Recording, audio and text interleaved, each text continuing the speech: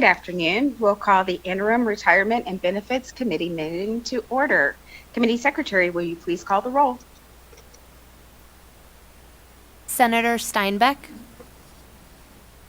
Here. Senator Nguyen, Vice Chair Dondera Loop, Here. Assemblymember Carter, Assemblymember Gurr, Here. Chair Monroe Moreno. And I am here. Will you please mark Senator Nguyen present when she arrives? And thank you all for being here today. We should not have a very long meeting, but we will go to the next item on our agenda, and that will be the first opportunity for public comment.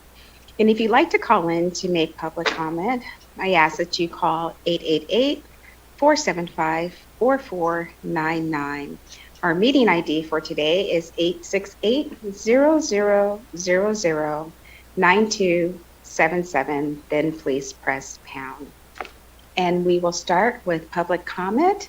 And we have one person here in Las Vegas. We'll start in Las Vegas. We'll go to Carson City, and then we'll go to our phone line. Make sure you turn on your mic, state and spell your name for the record. And Hello. good afternoon. Yeah. Thank you. My name is Stacy Walters. That's Walters. I'm a CSN professor and state president of the Nevada Faculty Alliance. At last week's meeting of the PEP board, the plan design report by Siegel alerted the board that the mandated reserves are suffering from a shortfall of tens of millions of dollars. Also, that current costs versus revenues to PEPs indicates our health plans could effectively go bankrupt within 5 years if these issues are not remedied.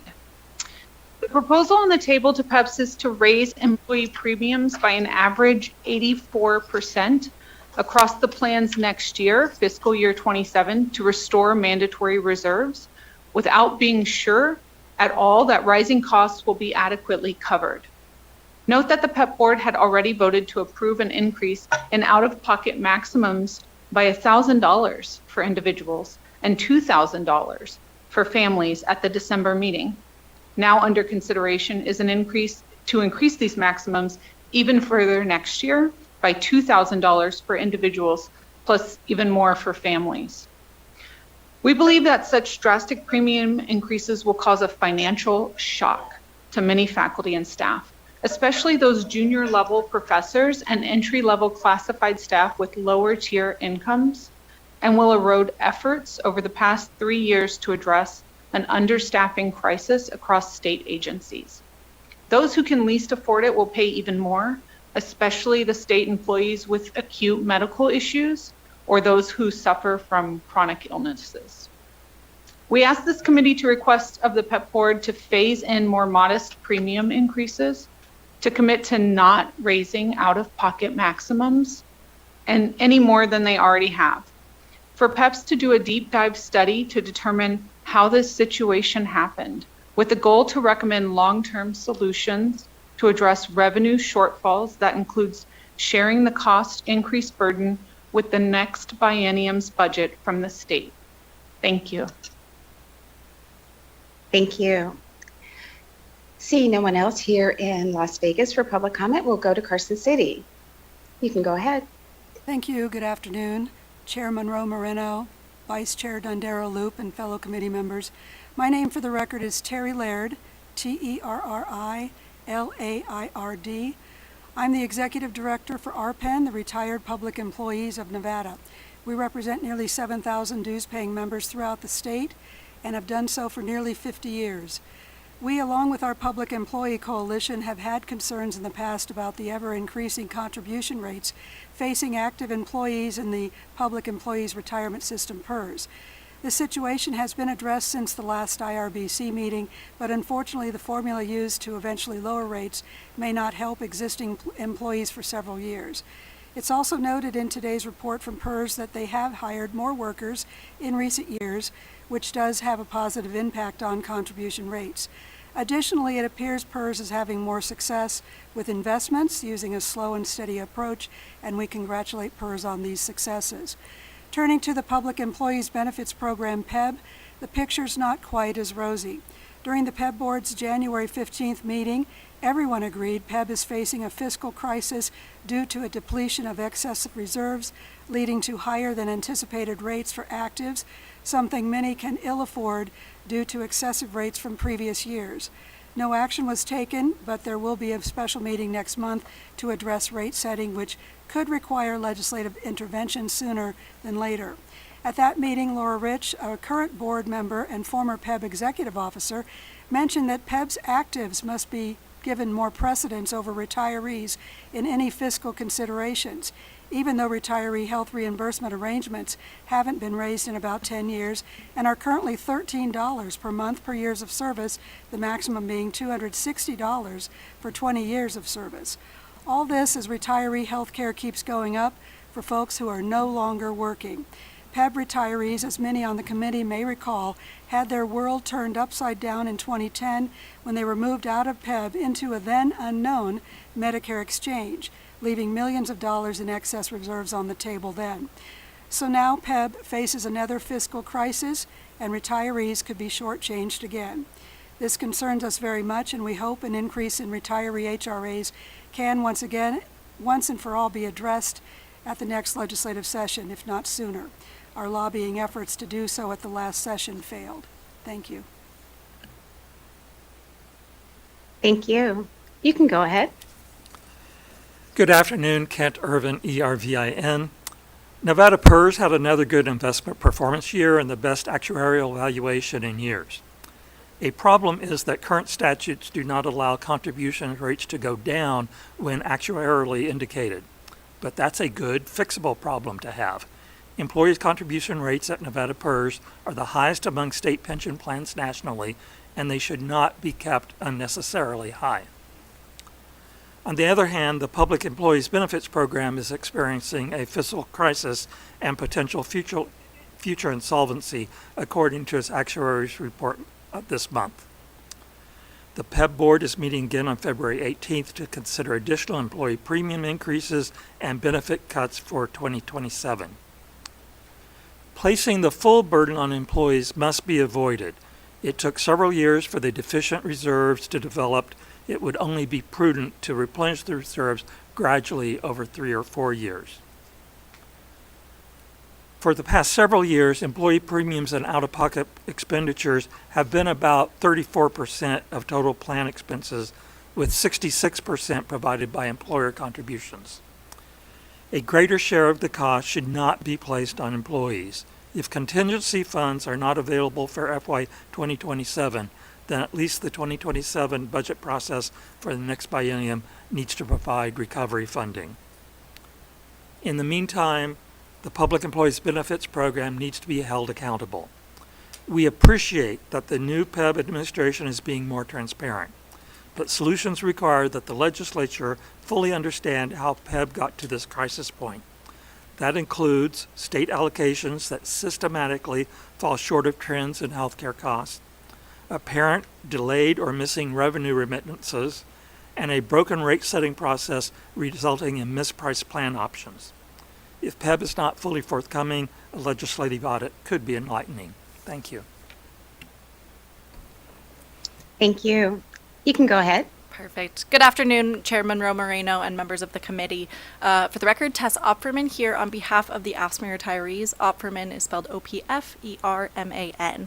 We have met with all of you, or many of you in the past, to discuss the health reimbursement arrangement.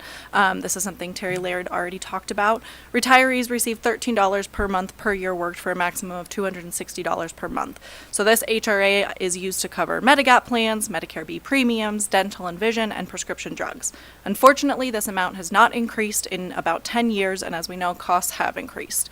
Last session, you all passed AB 188, which would have given a $1 increase to this monthly amount.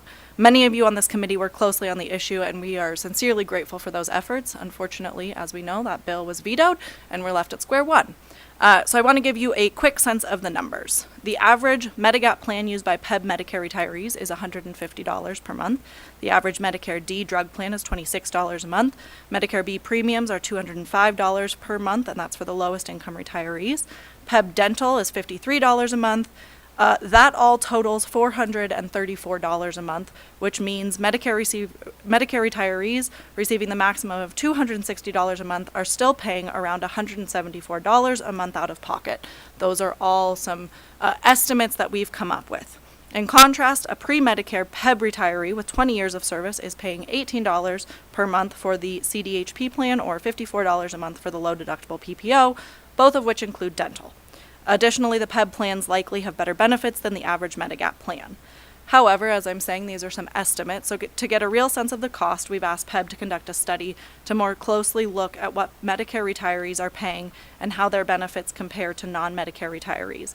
We're happy to hear that PEB is working on that study, or at least working on getting the information to get those numbers to us, but we appreciate any support from this committee to make sure we can get some accurate documentation so we have a good idea of exactly what Medicare retirees are paying versus non-Medicare retirees, and then this body can work from there. So with that, I really appreciate your time and look forward to the meeting today. Thank you so much. Is there anyone else in Carson City that would like to make public comment?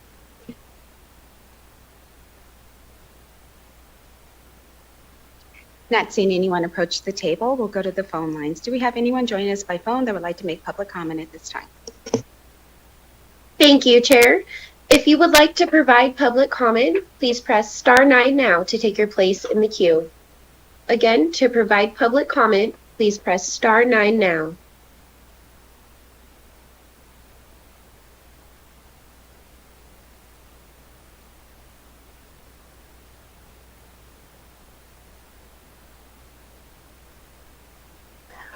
Caller ending in 559, please press *6 to unmute yourself and begin when ready.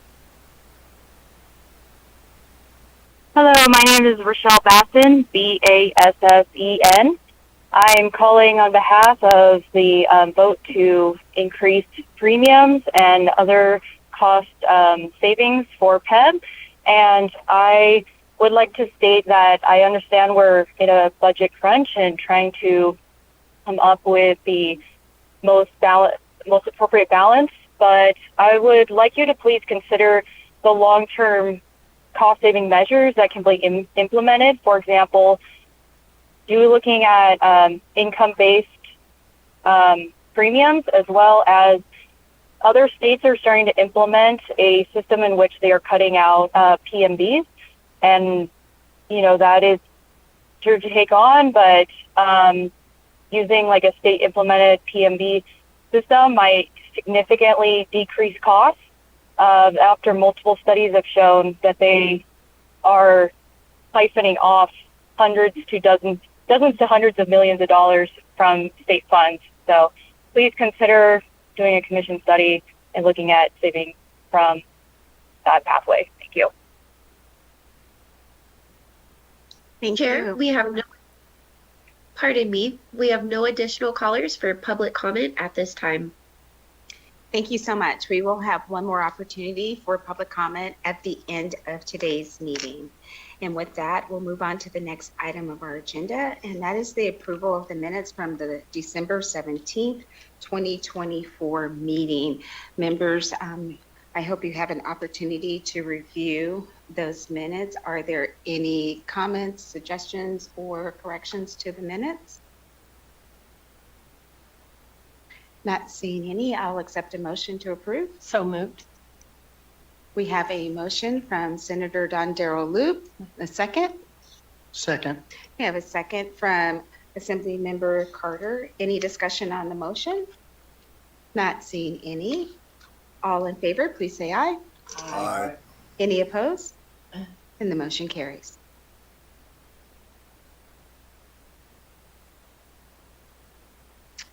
We'll move on to the next item on our agenda, and that's the Public Employees Retirement Systems, the Judicial Retirement System, and the Legislative Retirement System. And I believe everyone is in Carson City to present. And good afternoon and welcome.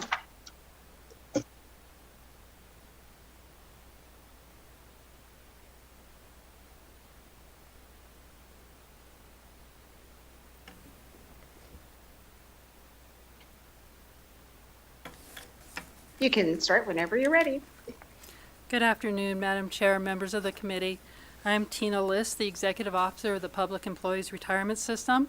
To my right is Steve Edmondson. He is Chief Investment Officer for the Public Employees Retirement System. To my left is Cabrina Fazer. She's the Operations Officer for the Public Employees Retirement System. And also in the audience behind me is Rick Combs, and he will be testifying later on the Retirement Benefits Investment Fund. Item 4.1, beginning on page 59 of your packet, is an update on the fiscal year 2025 actuarial valuation for the Public Employees Retirement System. The Retirement Board by policy conducts an annual actuarial valuation to monitor the assets and liabilities within the pension plan, but by statute, the contribution rates may only change on July 1st of each odd-numbered year based on the previous year's or the even-numbered year valuation. As this is a odd-numbered year valuation, this valuation does not affect the contribution rates that the members and the employers pay. Now, to project the costs and liabilities of the system, assumptions are made about future events that may affect the timing and amount of benefits to be paid and the assets to be accumulated. As part of the valuation process, actual experience is compared against projected experience, and any deviations are recognized as gains or losses in that year's experience. Each year's actual experience will impact the actuarially calculated contribution rate and ultimately may affect the statutory rates that are adjusted pursuant to NRS 286-410 and NRS 286-421. The use of appropriate assumptions is important to maintaining adequate funding. To review assumptions, the Retirement Board conducts an experience study through its independent actuary at least every 4 to 6 years.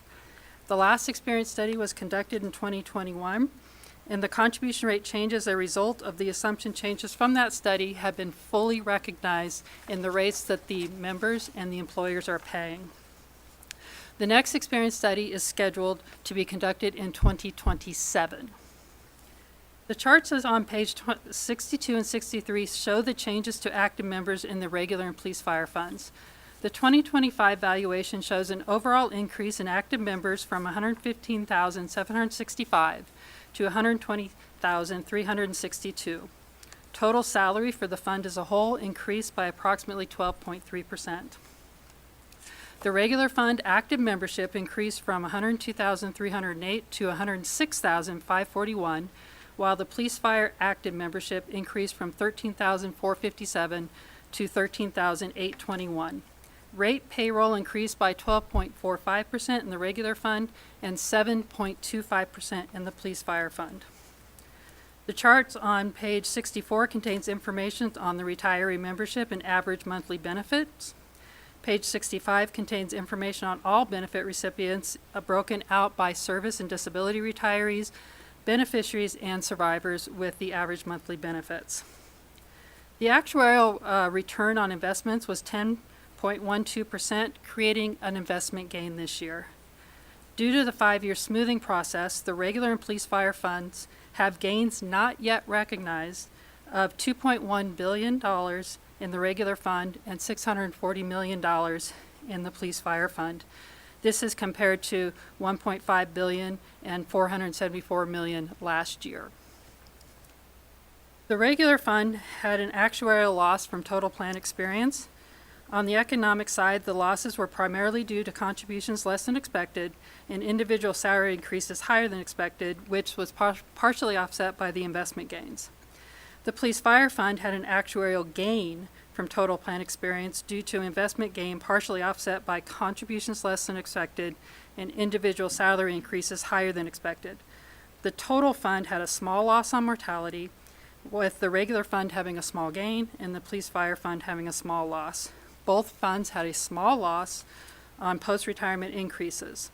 The impact on the existing amortization of payroll growth higher than expected was a decreasing factor on the actuarially calculated rates.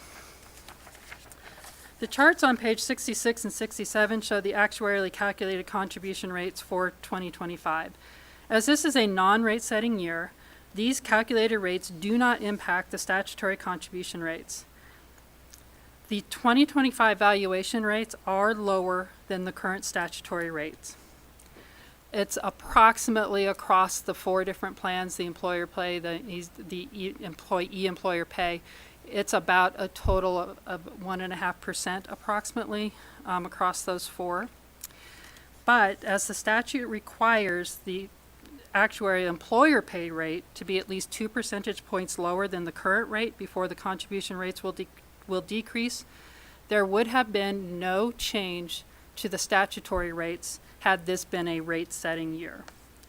And for the employee-employer pay, the rate must decrease each side, so the employee side and the employer side must decrease 1% each before there will be a statutory rate decrease.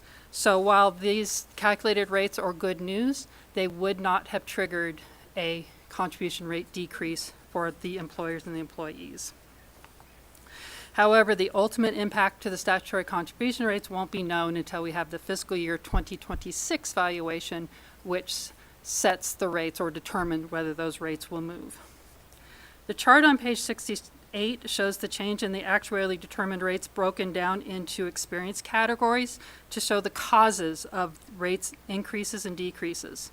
The actuarial rate on this chart are shown as the average rate for the employer pay plan and the employee-employer pay plan, so they don't line up with either of the actuarially calculated rates. Investment gains, payroll growth, and changes in normal cost work to decrease the rates. Individual salary experience, contributions less than expected, and post-retirement increases work to increase that rate. Page 69 contains information on the actuarial funded ratio of the system. The actuarial funded ratio is based on the ratio of actuarial value of assets versus actuarial liabilities. The actuarial value of asset is used for funding purposes because it smooths 5 years of gains and losses in order to reduce volatility. The actuarial liability includes all projected benefit payments owed in the future for current members and retirees based on our current assumptions. The overall actuarial funded ratio increased from 75.6 to 77.3. On a market value basis, the overall funded ratio increased from 78.1 to 80.5. The effective amortization period decreased from 15.7 years to 14.7 years for the overall fund, with the regular fund at 14 years and the police fire fund at 17.2 years. And I'd be happy to answer any question on the PERS valuation. Thank you so much. I know that we do have a few questions, and we're going to start with Senator Steinbeck. Thank you, and thank you for the presentation. And much of this was answered during the presentation, I believe. But can you just summarize the contributing factors to the actuarially determined contribution rates actually lower than the existing rates for the 25-27 biennium?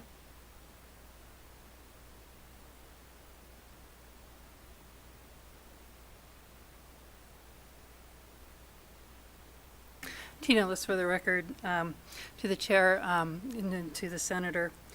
The main effects on the rate, or the main factors that affected the rates, was the investment gain had a decreasing effect of 1.15, so lowered the rate 1.15% on the regular side and 1.9% on the police fire side.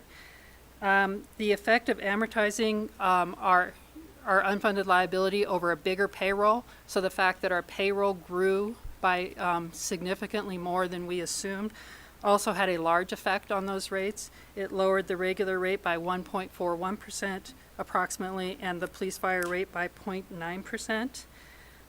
In addition, changes in the normal cost, so that is continued rolling in essentially of the little bit lower tiers that were created in 2010 membership and 2015 membership. So we are seeing that normal cost go down a little bit each year as more and more members are on the newer tiers. That was also a decreasing factor. An increasing factor, or the most significant increasing factor, was salary increases larger than we assumed. That typically goes hand in hand with your payroll growth being higher. So it's a double-edged sword there. The payroll growth higher can be a decreasing factor for the because you're getting more contributions because it's on a higher payroll. But if it's with a salary gain, then that gives you higher liabilities because the benefits are based on salaries. But that was not completely offsetting. The payroll growth was more of a decreasing factor than the salaries were an increasing factor.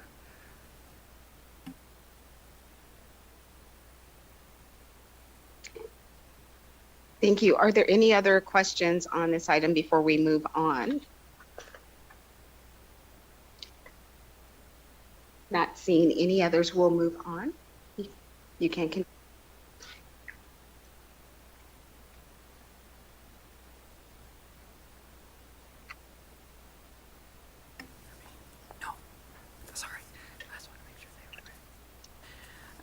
Agenda item 4.2, and Tina lists for the record, beginning on page 71 of your packet, is the actuarial audit of the June 30, 2024 actuarial valuation, which was performed by Milliman.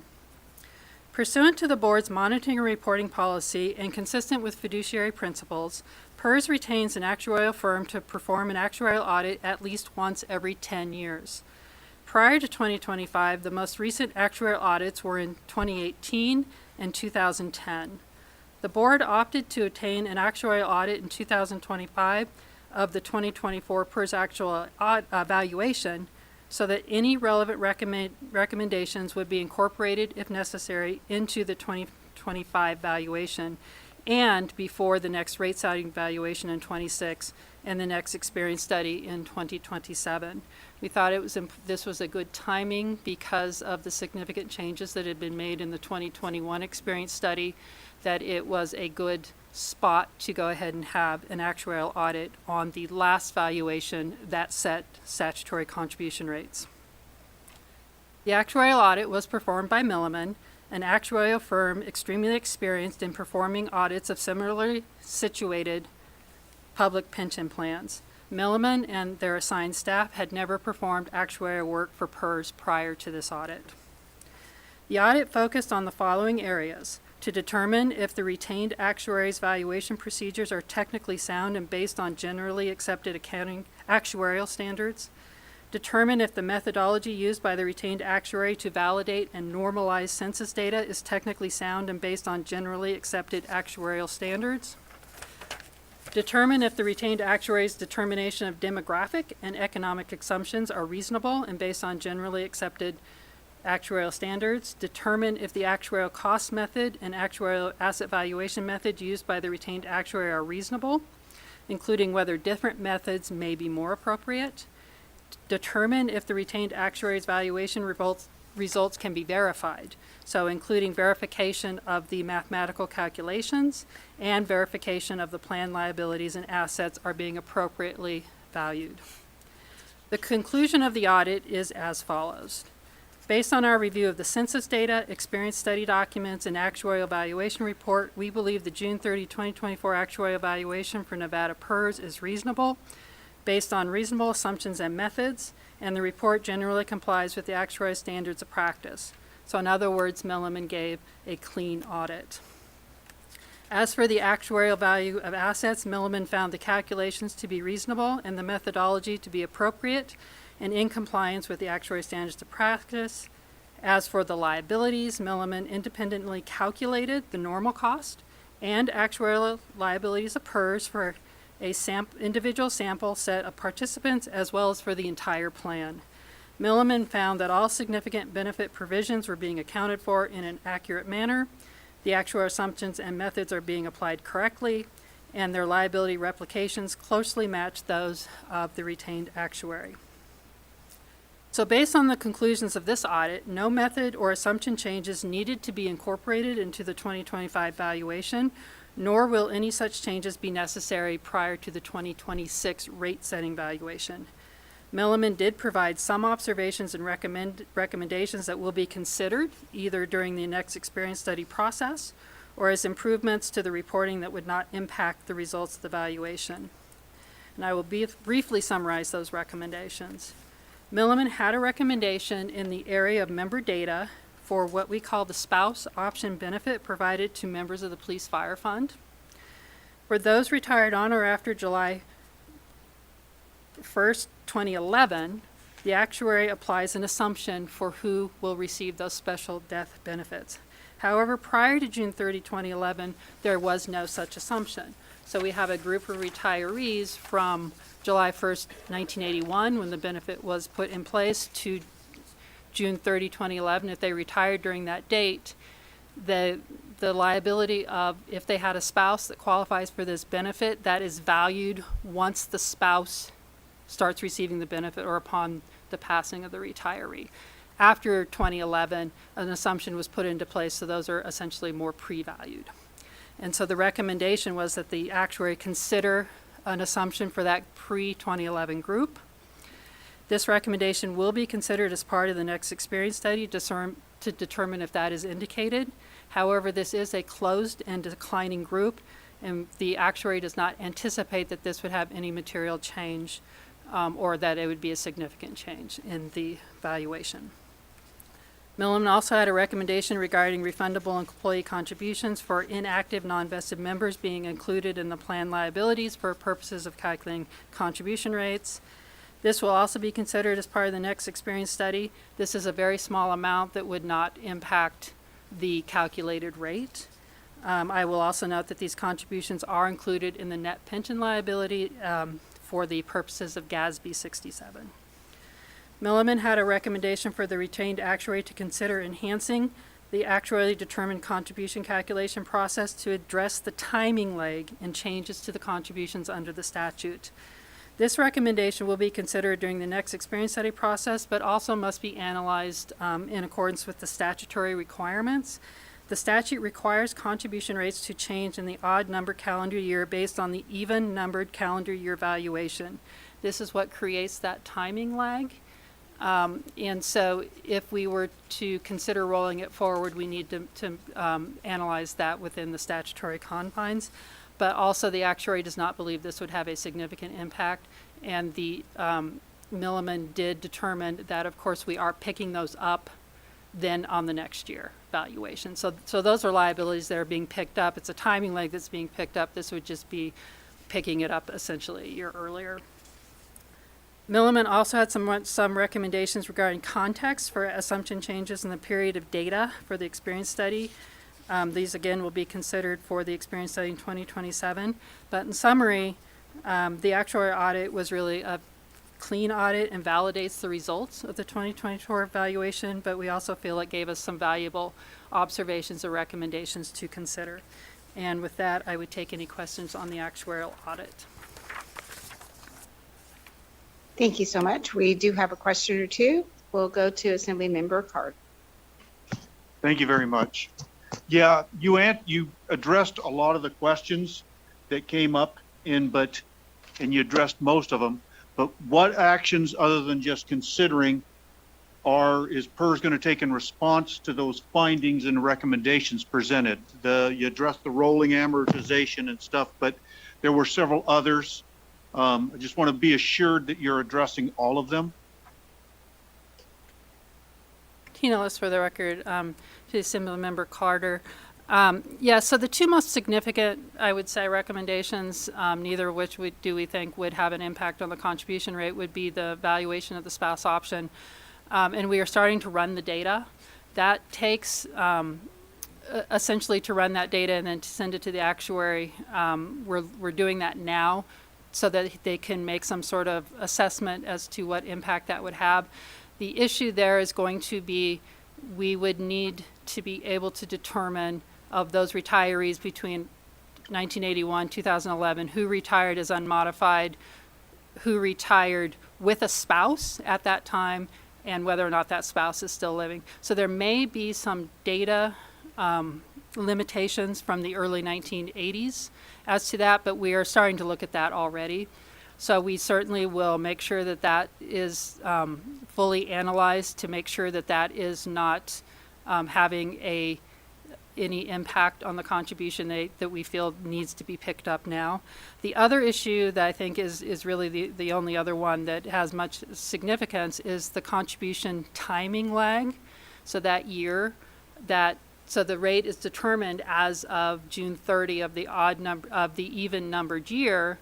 So you're essentially going a year without having the higher contribution rate, or conversely, you'd be going a year with a higher contribution rate if the rate were going to decrease. So we will also have the actuary look at that to determine if it has any significant impact. What that would require is a certain roll forward. And we also would, I think, need to talk to kind of legislative staff as well to determine whether under the statute that would even be allowable to have that roll forward. We have not done the legal analysis on that yet, given the way the statute is worded, but we would want to do the analysis of whether it makes any significant difference first. Go ahead. Thank you for that. And this kind of ties into all of that, and I think that I think I know what you're going to say, but how would adopting the actuarial audit recommendations improve the accuracy of the system's actuarial valuations? Tina List for the record. I would focus first on the fact that the auditor, the actuarial auditor, Milliman, replicated the system's liability almost at 100% accuracy. So they were almost 100% on the same liability and asset numbers. So that is the biggest takeaway, that the current actuary is accurately valuing our assets and liabilities and accurately calculating the contribution rates. These recommendations are really, I think, in the margins to better improve wording on the valuation report, perhaps. Or I believe that there was one of the things on the roll forward of the contribution rate was that way it might give members and employers a little bit more lead time to have a better idea of where contribution rates are going to be going if you're going to do that roll forward. So I think mostly it's validation that the rates are where they should be, the liabilities are being accurately valued, but it does give some recommendations, I think, for the assumption setting that might make it more clear to our stakeholders how the process is undertaken. Thank you for that. And yes, that's exactly what I was thinking of, is giving validity and confidence, not that there is lack of validity, but confidence in the actuarial reports coming out, and because of the key piece they make in setting rates. Thank you. Thank you, Assembly Member. Are there any other questions on this section? Not seeing any, you can continue. Tina List for the record. Item 4.3 in your packet, beginning on page 105, is an update on the fiscal year 2025 actuarial evaluation for the judicial retirement system. The Retirement Board, by policy, conducts an actuarial evaluation to monitor the assets and liabilities associated with the judicial retirement system. Similar to PERS, this is not a rate-setting valuation for the JRS. Pursuant to NRS 1A 180 sub 5, the contribution rate is only adjusted on an even year valuation. The JRS covers both state judges and municipal judges and justices of the peace of those local jurisdictions who have opted to participate in the JRS. Unlike PERS, JRS is a non-cost sharing plan amongst the various employers, so the valuation provides information for the JRS as a whole and individually for the participating local government employers.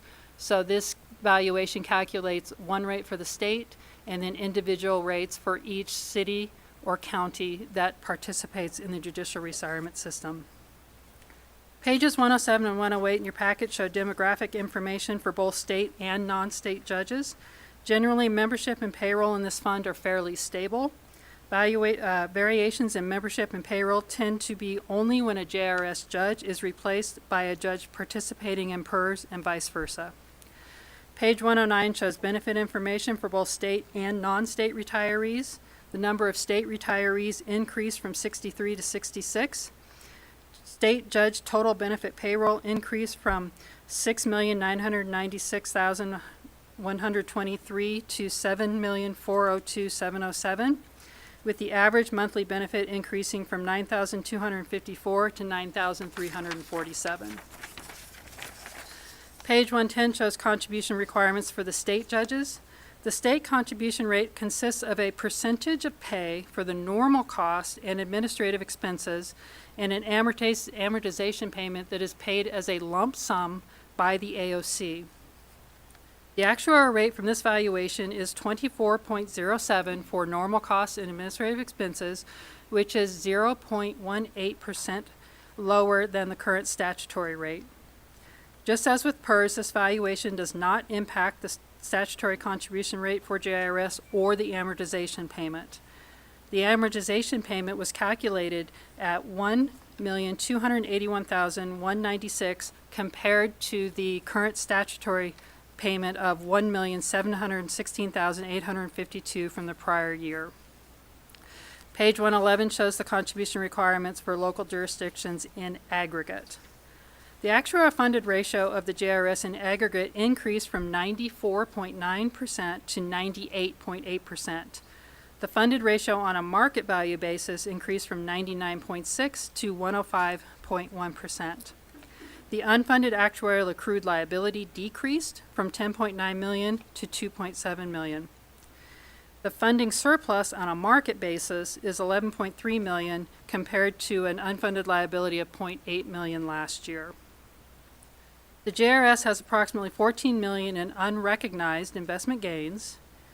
The JRS had an actuarial gain from total plan experience of $7.2 million due to investment gain and a gain from other sources, primarily salary and service increases less than expected and retirement experience. I'd be happy to answer any questions on the judicial retirement system. Thank you so much for the presentation on the judicial retirement system. I'm not showing anyone that would like to have questions here in Las Vegas. Is there anyone in Carson City that would have questions? Not seeing any. You can continue. Thank you. Tina List for the record. Item 4.4 in your packet, beginning on page 113, is an update on the fiscal year 2025 actuarial evaluation for the legislator's retirement system. The even-numbered fiscal year valuation for LRS determines the amount of the lump sum contribution made by the employer for each year of the biennium. As this is an odd-numbered year, this valuation has no impact on the funding. The provisions of the legislator's retirement system allows legislators to opt out of participation. In 2025, the active membership decreased from 21 members to 19 members.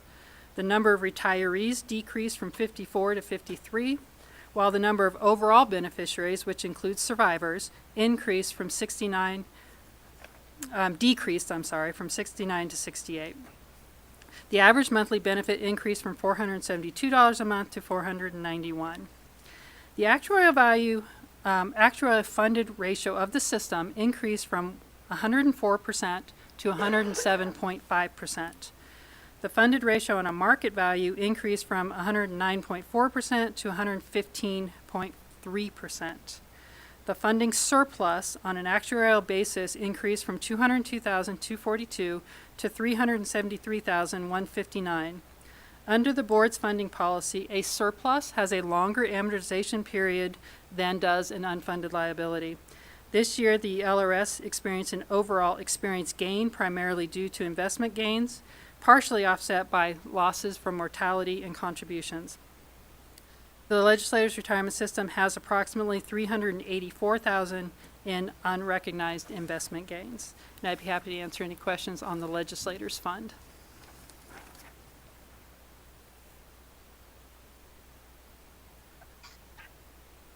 I am not seeing anyone here with their hands raised for a question. Is there anyone in Carson City that would like to ask a question?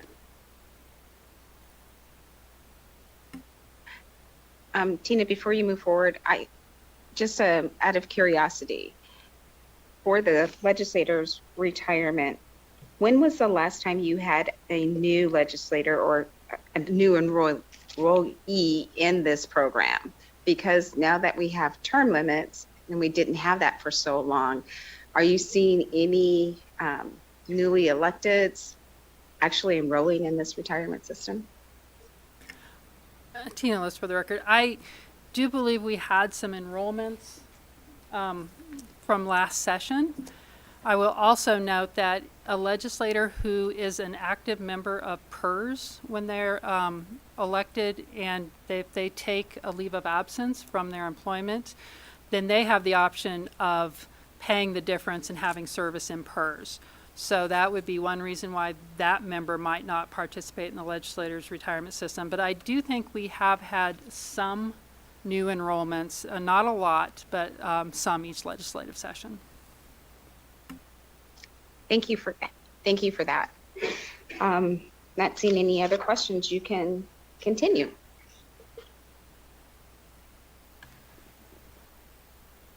Good afternoon, Madam Chair, members of the committee. My name is Steve Edmondson, Chief Investment Officer of Nevada PERS.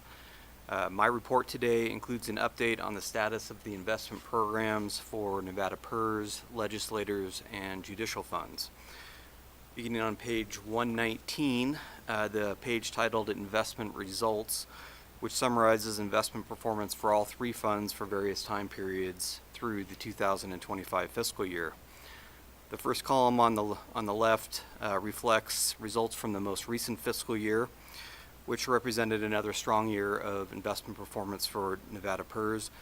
PERS portfolio generated a 10.9% net of fee return for the year ended June 30 and ended the year with $70.5 billion in assets, which represents a approximately $6 billion increase from the prior fiscal year net of all benefits paid during that time period. Over the last 41 years, PERS has generated a 9.3% average annual return net of fees. The Legislators Fund generated a return of 12.8% in the 2025 fiscal year and ended the period with $5.7 million in assets. And the Judicial Fund return for the 2025 fiscal year was 12%, with an asset value of $228.9 million as of June 30.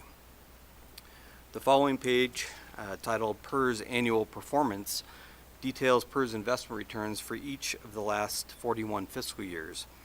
The horizontal line across the middle of the page depicts PERS' actuarial assumed rate of return, which was 7.5% through the 2021 fiscal year and reduced by the board to 7.25% on a go-forward basis after that. It is important to remember that the actuarial investment return assumption is a long-term return assumption rather than an expectation for any single fiscal year. Our expectations and experience have been that individual year returns have and will be well above or below that long-term assumption in any given year. This is evidenced by the fact that over the last 41 years, fiscal years, 12 of those years have been below, sometimes significantly below, the long-term assumption, but over the entirety of the 41-year period, the annualized return for PERS has met its objective. PERS investment strategy, depicted on page 123, is unique in the industry in that we employ a much simpler approach with a larger allocation to high-quality, publicly traded U.S. stocks, and we own only U.S. government treasury bonds in our fixed income portfolio. To my knowledge, we are the only fund that utilizes low-cost index management throughout the entirety of our stock and bond portfolios. We also deliberately avoid exposure to complex investment strategies such as the use of total fund leverage or hedge funds. There are numerous advantages, we believe, to PERS' simple approach, not the least of which are lower investment expenses. PERS investment costs are among the lowest in the public fund industry, which saves the system an estimated $315 million per year relative to the average comparable sized large public pension plan. In addition to being low cost, the system's simple approach has proven to be both effective and competitive relative to industry peers. Over the past 3, 5, 7, 10, 20-year, and inception periods, PERS investment return remains above the system's long-term actuarial return assumption and ranks inside the top quartile or better of other large public pension funds for those time periods. Historically, PERS return has been, on any given year, sort of like the nominal returns in each given year vary over each individual year. Historically, PERS returns have been, that return pattern has been similar when we compare ourselves to our public pension fund peer groups. Historically, PERS return has been in the bottom half of public pension funds in any approximately one-third of any individual years. However, over the entirety of that 41-year period, we are in the top quartile of large public pension plans. However, despite that variability in returns, both on a nominal and relative basis, we remain confident that PERS simple approach will remain competitive over long time periods. While my report today is through the most recent fiscal year end, I also wanted to take the opportunity to provide a quick update on the start of the 2026 fiscal year. As of this morning, PERS is up roughly 8.1% fiscal year to date, with approximately $76.2 billion in assets. While certainly off to a great start, that isn't necessarily indicative of where we'll end the fiscal year. We've experienced fiscal years with a really strong start and ended with relatively weak returns, and vice versa. However, it is good news thus far. While volatility over short time periods should continue to be expected, what we consider to be the now normalized interest rate environment provides a much stronger foundation for prospective long-term performance on a go-forward basis. That concludes my prepared remarks, but I'm happy to answer any questions.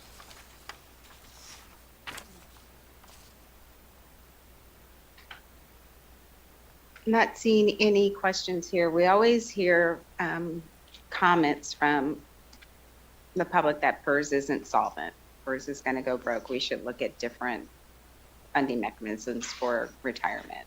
With the report you just gave, I'd say that PERS is in good hands. Is that a true assessment? Well, we certainly, at least on the investment front, we continue to remain confident that PERS simple low-cost approach will prove to be a benefit for all PERS members and beneficiaries on a go-forward basis. Thank you. Not seeing any other questions, we can continue. Madam Chair, members of the committee, Tina Liss. Item 4.6 in your packet, beginning on page 131, is an update of the benefit provided to certain education employees pursuant to NRS 391.165. This benefit was designed to be an incentive to certain employees to work at schools that have been designated as needs improvement, or at least 65% of the pupils or children who are at risk. Additionally, any teacher who holds an endorsement of mathematics, science, special education, or English as a second language that meets all eligibility requirements and who have been employed for 1 year in the area of endorsement may be entitled to the benefit as well. Section 4 of Assembly Bill of the 23rd Special Session, AB 1, repealed this benefit effective July 1st, 2007, and phases it out over time. If an employee elected to continue in the 1/5 of the year purchase program, participation ceases when the employee has received, after his election, 1 full year service credit pursuant to the program. Because of the pattern of employment of some employees who were eligible prior to July 1st, 2007, there are still a small number of employees eligible for this purchase. The spreadsheet on page 133 reflects purchases for calendar years 24 and 25. In calendar year 2024, the system received $97,710 for 11 purchases. In calendar year 2025, the system received $307,403 for 32 purchases. These came from 2 different school districts. In 2024 from 2, and I believe in 2025 from just 1 school district. So we are on our way to getting this completely phased out.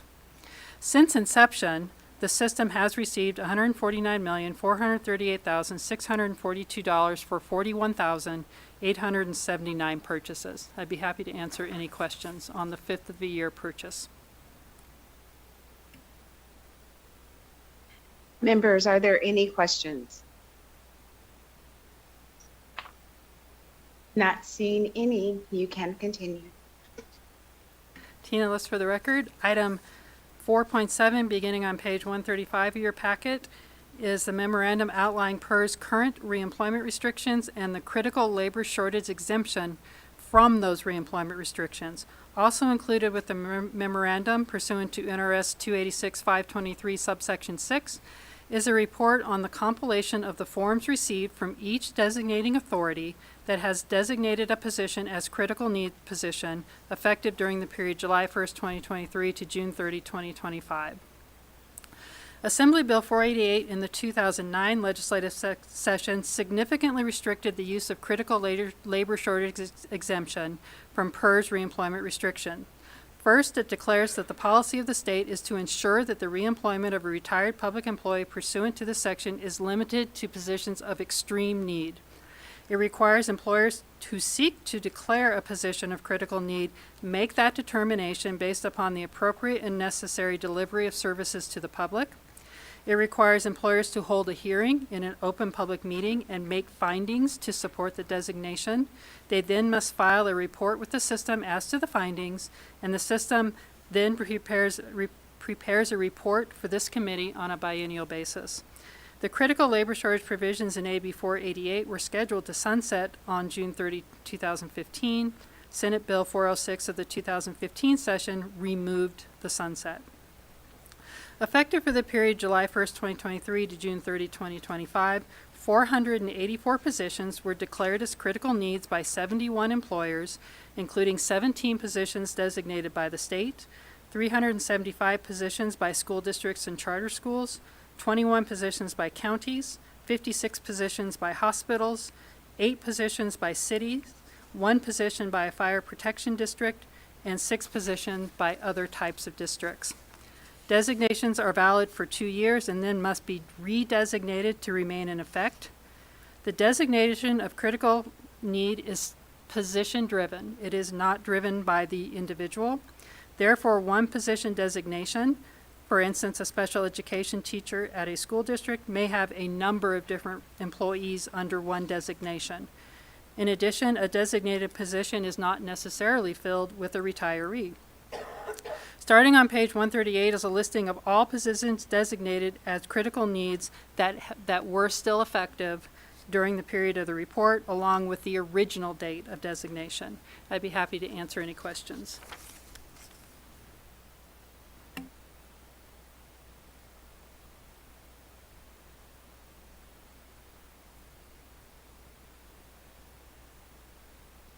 Members, do you have any questions?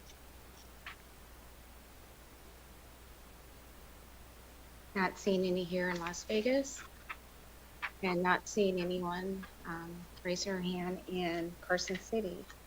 So we will continue on.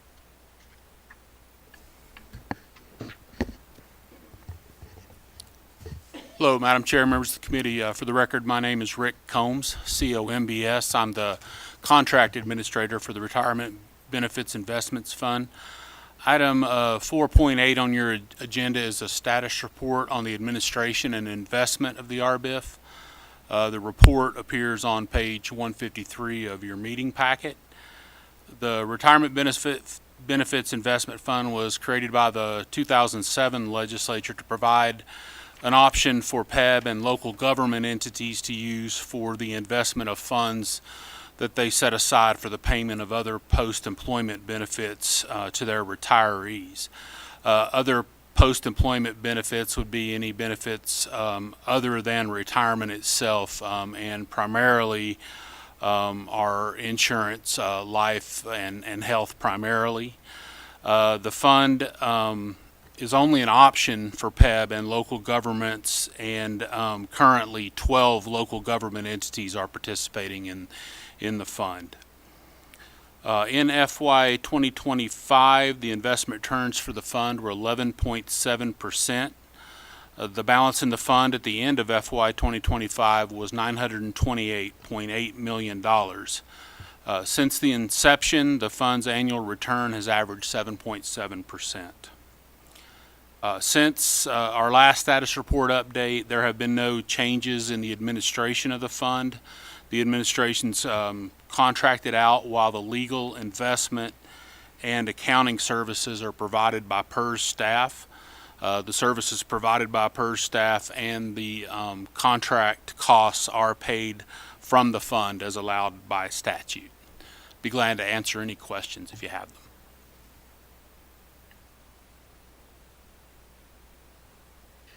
Members, are there any questions?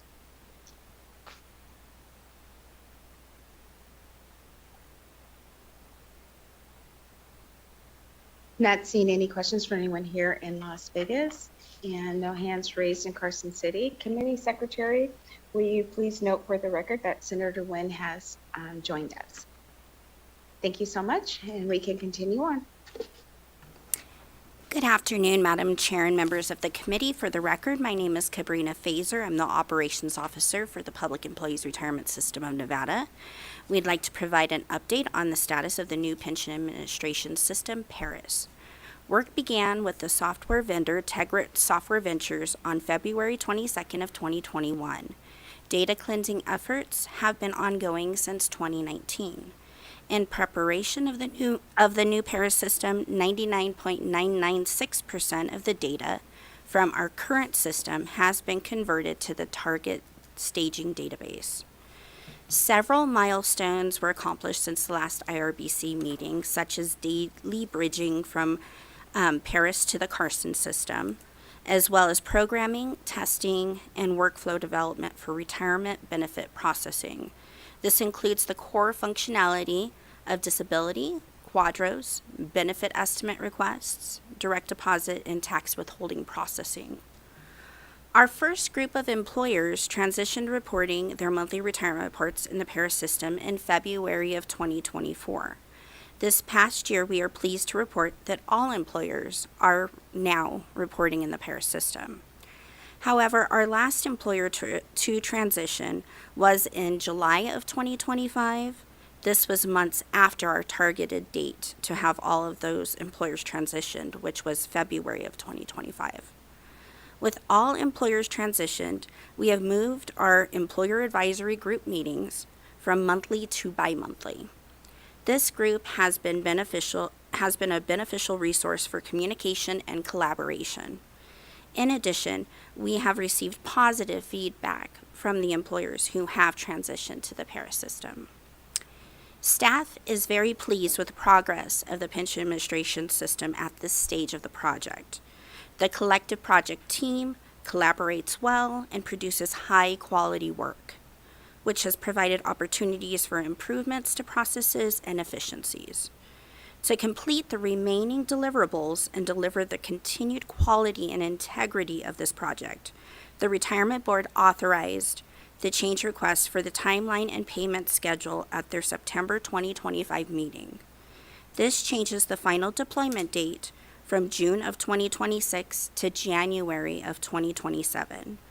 With this change, the warranty period was extended from 18 months to 24 months and requires a commitment to additional support hours after the project go live.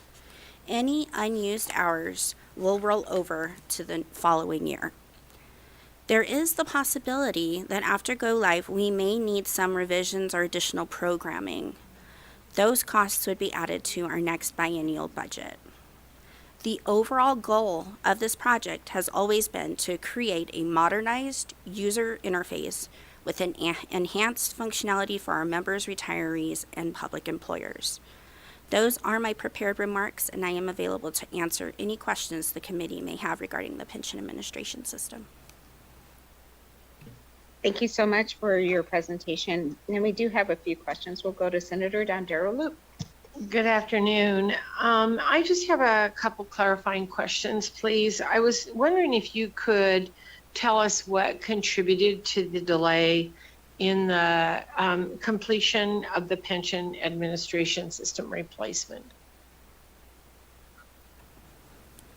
For the record, Cabrina Fazer to the Senator from the chair. There were multiple things that have occurred since the last time we came. That's the last employer to transition was our second largest employer. This delay was caused by issues that they were having with their own modernization project. And to assist this employer with the transition, it required significant staff time, as well as it was necessary for the vendor to utilize their resources. This did contribute some to that delay. In addition to that, there's the complexity of the bridging that I was discussing. That has created additional complexities and has additional resources have been needed in order to do that functionality. We also, just the complexity of some of the functionalities that we're programming, those have also taken a little bit more time for us to program, based off of trying to get it right and trying to get it so that it's something that our staff can utilize for the future, and also that will stand the test of time. Our current systems lasted over 25 years, and so we want the next system to last just as long. So we're trying to get it right. Okay. So with that being said, I understand that. So do you think that the total cost will remain within the budget of the 27.7 million? Through the go live, yes, we will stay within that cost, the projected cost. Even better. Thank you very much, and thank you for your time. Thank you, Senator. Members, any other questions? Not seeing any.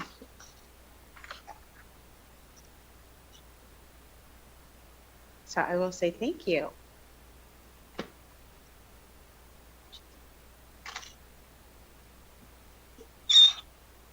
Moving on to the next item on our agenda, we have the Nevada Health Authority and Public Employees Benefits Program. And we'll switch out staff real quick here while you're getting situated there.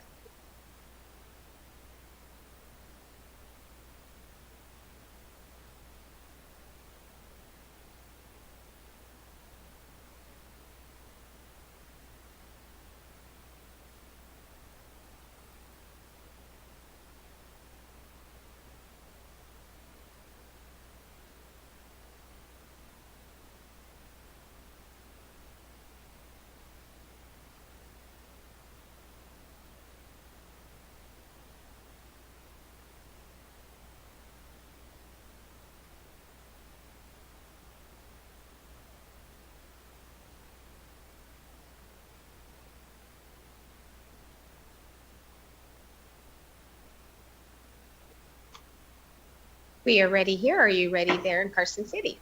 Yes, we are. Thank you. Awesome. For the record, Teresa Karsten, Executive Officer of the Public Employee Benefits Program. I'm here today to give an update on what the program offers, upcoming changes for program year 27, and some utilization information from program year 2025. So PEB currently covers state actives, retirees, and dependents, non-state actives, retirees, as well as dependents for health insurance, which includes medical, dental, vision, and basic life insurance. We cover 3 self-insured health plans and 1 fully insured plan. These benefits are funded through 2 ways, one of which is legislatively approved employer contributions, which is referred to as AGIS and REGI subsidies, as well as employee premiums. In addition to the medical benefits, we offer voluntary benefits such as life insurance buy-up, long-term disability, accident and critical illness, vision buy-up, home and auto insurance, as well as pet insurance.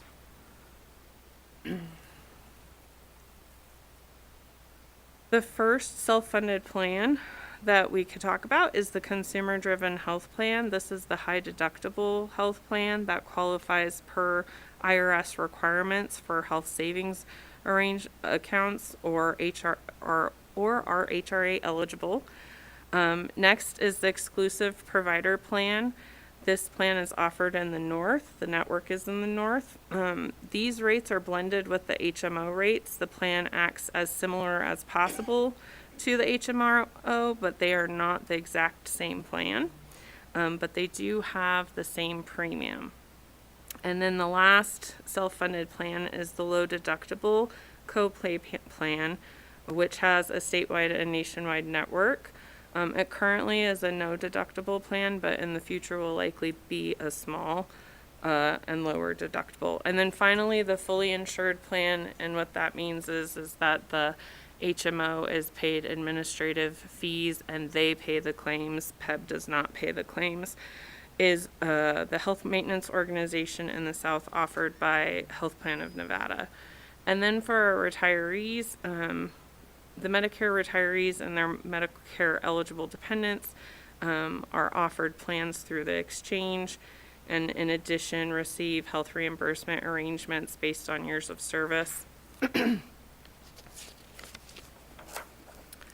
going to go through an ideal timeline of what happens. This year is a little bit atypical, but typically every year in September, PEB staff and vendors bring ideas regarding plan design and or benefit changes to the board for consideration for the next plan year. The board reviews those ideas and considers which ones they would like further analysis on for future consideration. At that time, PEB staff and vendors work to provide this analysis, which is usually presented on it during the November or December meeting to provide that detail so board members can decide which benefit plan changes they would like to implement. Once the board votes on what will be implemented, plan documents and updates are approved for design changes, and any technical adjustments needed to be made to the master plan documents are presented and approved at our January board meeting. Then rates are developed and brought to the PEB board for final approval in March. And then open enrollment begins on May 1st of every year with a planned start date of July 1st the following year, that year. I apologize for this slide because unfortunately it did not get updated. It is supposed to say plan year 27, and a lot of this information remains the same. The life insurance at $25,000 for employees and $12,500 for retirees is the same. The HSA contribution rate remains the same. However, on 27, the deductible will increase to $1,700 for individuals and $3,400 for families per IRS rules. Before we talk about utilization, I just wanted to give a quick update about the timeline. I think we've heard in public comment that information was presented in the January board meeting regarding plan design and rate setting. I just want to be clear, PEB is aware that if steps aren't taken, there could be concerns, budget concerns for plan year 27, which is what prompted the presentation at the board meeting in January. The information provided related to the 84% increase was illustrative. It was meant to show what would be required to cover every penny of cost. It was by no means a recommendation for the board to implement that new set of rates that was in that table. And so another board meeting will be called for February to address additional plan design scenarios that the board requested of our actuary Siegel in January to be presented on in February, so they can make those design decisions for plan year 27 February, so rates can start to be set.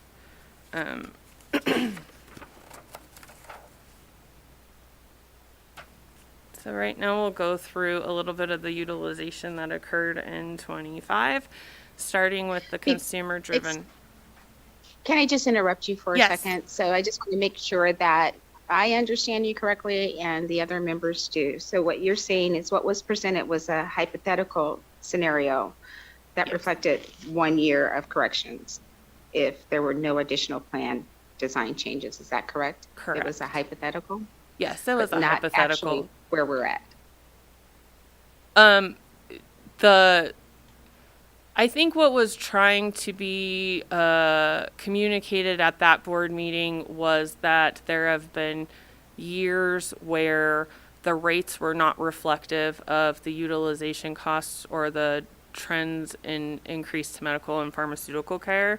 So I'll step back and kind of give the conversation that was had. So due to COVID, several years ago, there was like $30 million in what was referenced as excess reserves.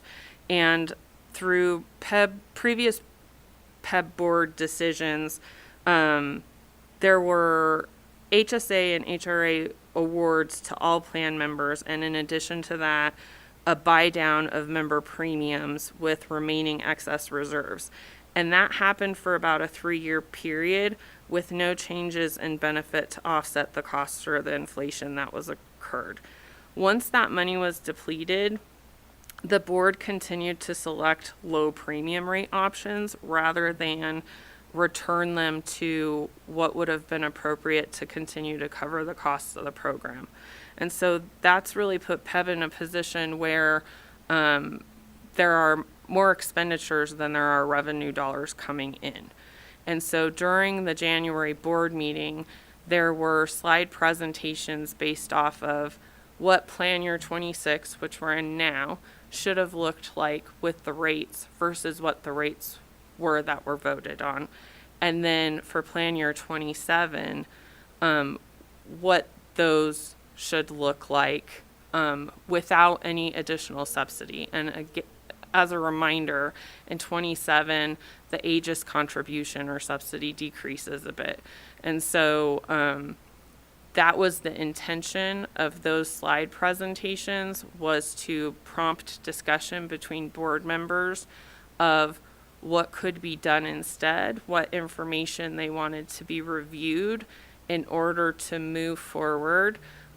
It sounded like during the discussion, a lot of them were interested in a phased 3 to 5 year plan. But again, they asked the actuary for additional information on different design pieces to be reviewed and voted on in February. Thank you so much for that clarification. You can continue. Oh, before you go on, Senator Nguyen has a question. Sure. Thank you, Chair. I just want to clarify, because I did have some outreach from people that were concerned about the presentation. Again, it sounds like those were that number of, I think there was brought up that there was a missing $101 million that was unaccounted for or missing, but that was never a guaranteed revenue stream of money. Is that what you're kind of articulating here today?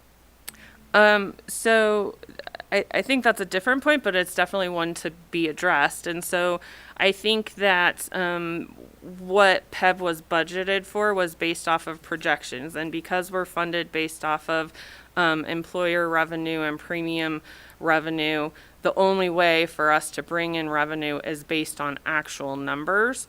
And so I believe that $101 million was in excess of what population is currently enrolled today. So if we had higher numbers of participation, we could definitely collect that additional revenue.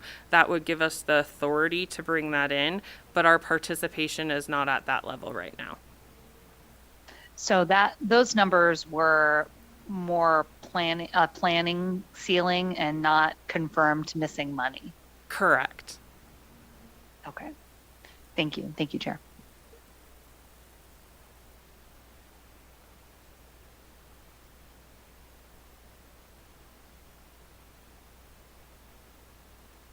Sorry, not seeing any other questions right now. You can continue. Thank you, Chair. So our current slide is to go over the consumer-driven health plan. There was a small decrease in primary enrollment, 3.1%, and then overall inclusive of dependents was a decrease of 4.6%. Plan spend for this plan decreased by 5.8%, while employee spend decreased 1.2%. High cost claimants are considered any claims over $100,000. High cost claimant per 1,000, there were 5.5 last year, which is an increase from the prior year. The percentage of plan paid was a decrease of 29.4%. Emergency room visits 2.7 per 1,000, which was an increase over the previous year, while the payment per visit increased by 7.9%. Pharmacy utilization shows a minor decrease of 1.4% in net claims. However, an increased cost of the utilization at 5.2%. A net plan cost per member per month of 9.8% increase. Average plan share per claim, an increase of 7%, and an average member share per claim, 5.3%. Here we see that inpatient claims decreased by 9.2% for the year, while outpatient visits increased 4.1%. These are our top 10 diagnostic classes. I think compared to last year, you'll see a little bit of different verbiage. That's just how the information came along from the vendors instead of specific diagnostic criteria. The classes ended up more as groupers. The top paid is services under the health status encounters, which is typically your outpatient, inpatient, emergent visits, virtual visits, and observational status type claims here. The next plan is the low deductible health plan. We continue to see members migrate from the CDHP and the EPO into the low deductible health plan. So primary members, we saw an increase of 23.1%, and inclusive of dependents, that 21.9% increase. The plan spend increased by 14%, while employee spend increased 3.7%. High cost claims, 11.8 high cost claims per 1,000, which is an increase over last year. The percentage of the plan paid in relations to high cost claimants increased 26.2%. For emergency room visits, there were 6.9 visits per 1,000, which is an increase from last year. And that paid per visit was an increase to the plan by 6.5%. Pharmacy claims were a 27.6% increase in net claims overall, a 33.1% of gross cost increase, a 9.6 increase in net plan cost per member per month, and a 5.1 increase in average plan share per claim, and then an insignificant decrease in average member share per claim by 0.1%. For this plan, we've seen an increase of 24.1% in inpatient claims and an increase of 12.1% of outpatient claims. Again, those top diagnoses being those health status encounters, cancer, cardiacs, and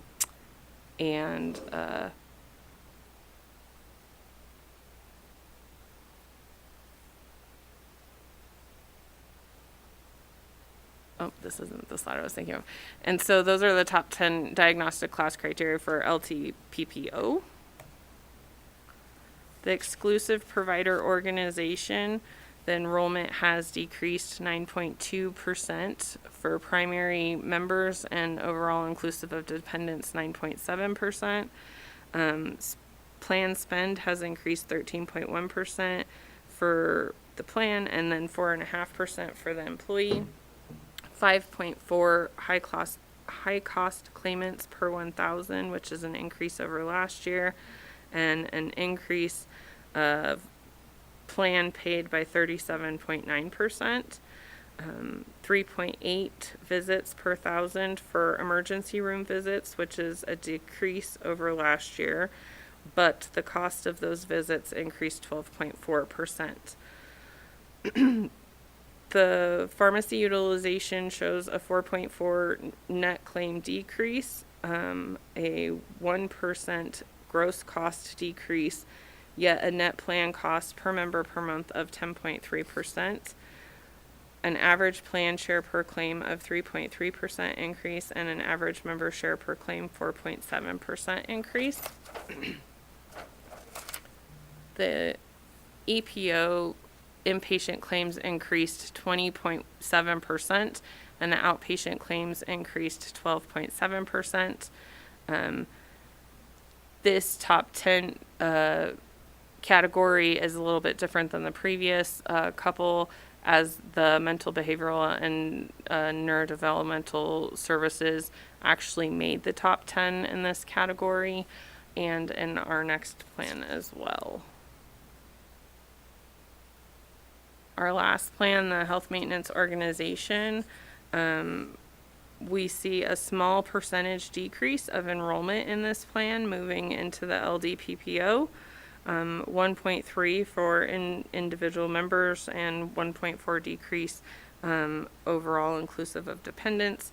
Total plan spend was a 6.8% increase. Employee spend was an increase of 23.5%. There were 84 high-cost claimants, which was an increase over last year, but the plan paid 4% less than the previous year. Emergency room visits were 1 per 1,000, which was an increase over last year, and saw an increase in cost for each visit at 18.6%. Pharmacy utilization showed a decrease of enrolled members accessing pharmaceuticals. However, the average paid per prescription went up 14.3% for those that had a pharmaceutical, and the net paid per member per month saw a 16% increase overall. HPN's claims are paid by HPN and not PEB. PEB does pay an administrative fee for this program, and it's recently been capped at 9%.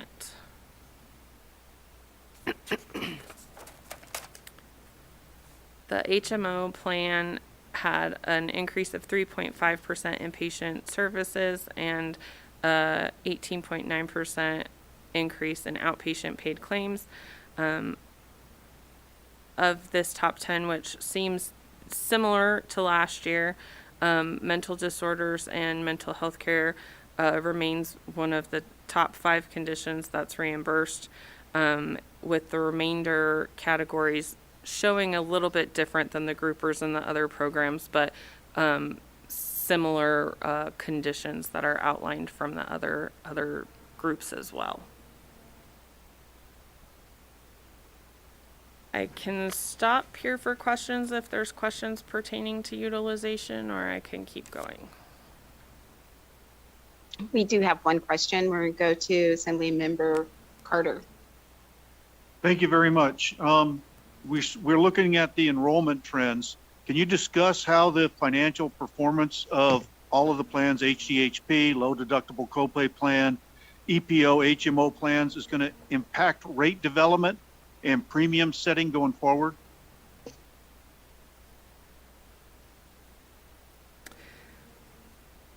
Chair and committee members, so this was discussed a little in the January board meeting as well. Let me grab my document real quick. I apologize.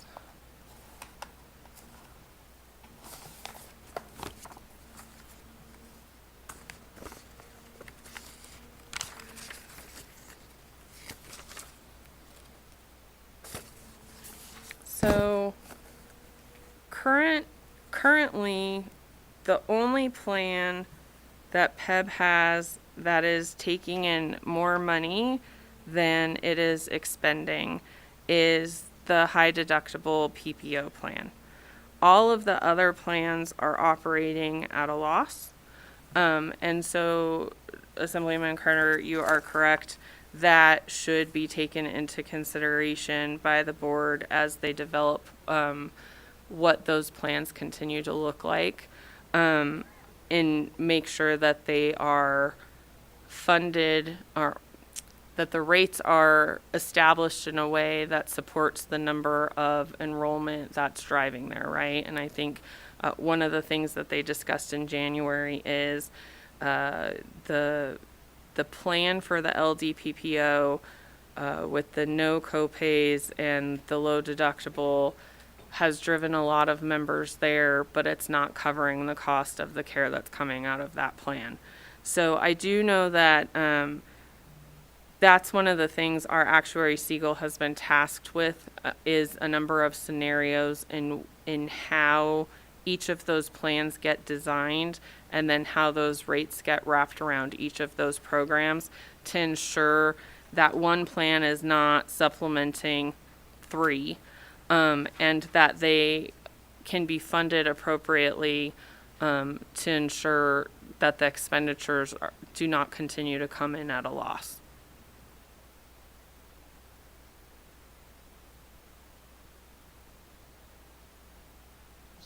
Thank you.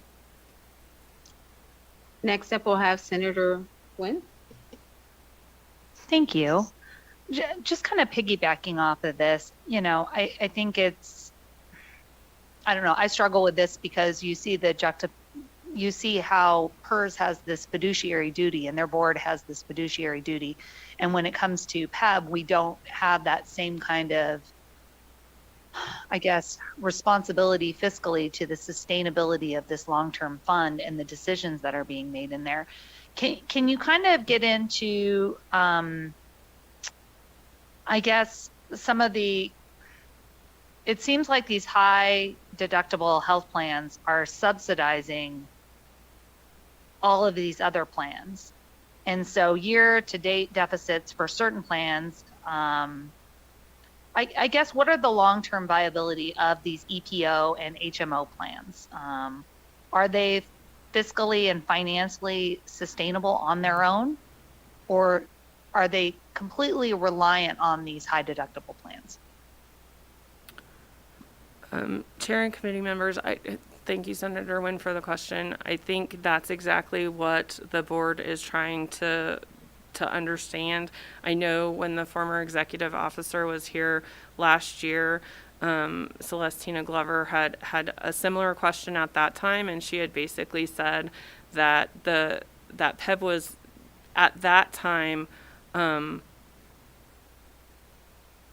under the impression from the actuary that the EPO HMO was no longer going to be sustainable. But we are here a year later, to your point, because the board did not elect to move forward with getting rid of those plans.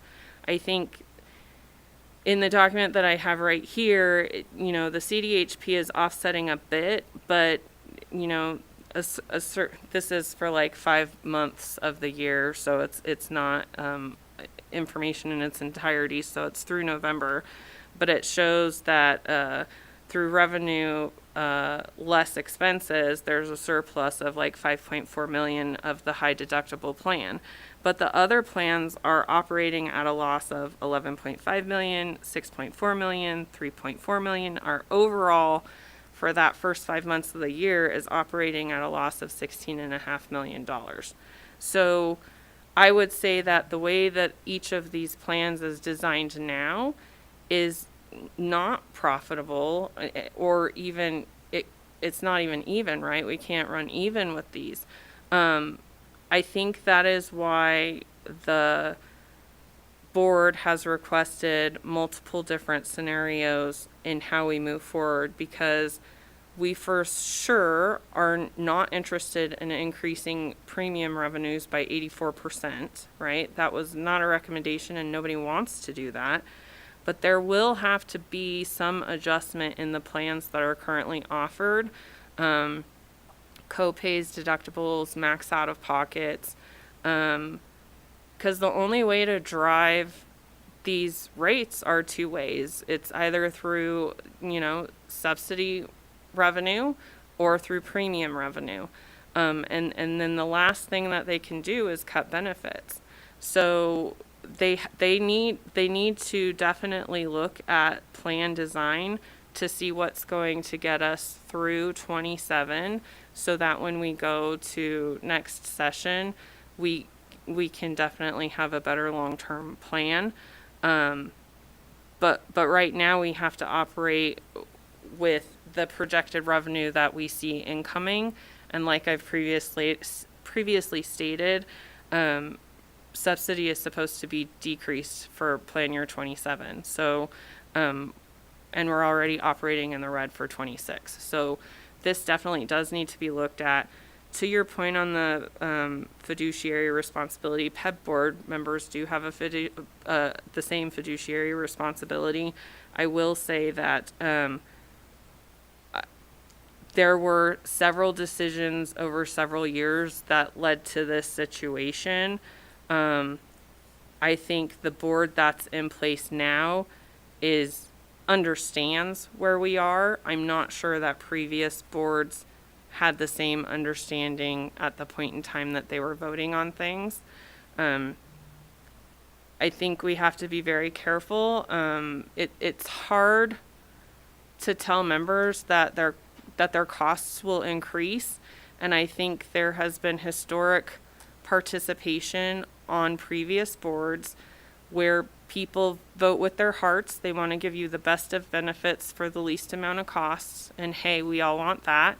But at the same time, healthcare continues to rise. The cost of pharmaceuticals in the last year raised 16%. Things are going to cost everybody more money. And in the last several years, we have not applied a cost increase to the members of the program. And we did a disservice to them when we bought down their premiums without telling them that it was not going to kind of increase at some point, right? So I hope that answers your question. It does answer the question. I guess my concern was this because of misinformation that was presented by Siegel, or was this a situation where the board was requesting and was honestly choosing, and I get it, affordability over sustainability, where they choosing not to adjust deductibles or out-of-pocket maximums or co-payments or co-insurance, even when they were warned of these long-term impacts, for the immediacy of like short-term like savings or not wanting to be a part of that increase. And now we're looking at like 84% increases or an insolvent program. And what kind of corrections do we need to make? So in month 5, it sounds like you're going to be coming to IFC asking for at least $16 million. So we can operate at the level we're currently at. I don't know, is that correct? Or was Siegel giving like this board improper information, or was the board requesting information that they wanted to hear and the decisions they wanted to make? Teresa Carson, for the record, chair and committee members, that's a difficult question. I think I'm split down the middle. I think that Siegel presents information as instructed by the PEB executive officer and or by request of board members. So I think to your point, I think it would be fair to say that board members have not always knowingly requested the information that they needed to have. And I think in addition to that, Siegel provided previous administration with information and not all of that information was presented. From what I can tell in the last couple of months that I've been there, I will say that I